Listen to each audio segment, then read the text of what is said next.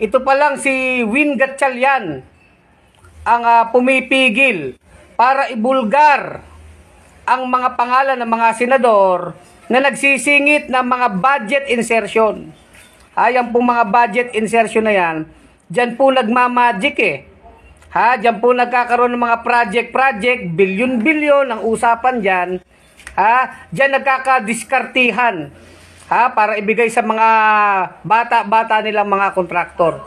So yan po, pinipigil ni Win Gatchalian na ibulgar ni Lacson ang mga senador na nag-aamyenda sa budget. Yung mga senador na nagsasabing isingit itong budget na to, isingit ito. Sino-sino yung mga senador na yan? Bakit mo pinipigil yan, Win Gatchalian? Kasama ka ba sa katarantaduhan ng mga senador na yan? Kasi kung wala kayong ginagawang katarantaduhan dyan sa budget, bakit hindi nyo kayang ibulgar ang mga pangalan ng mga senador na yan? Yan lang po.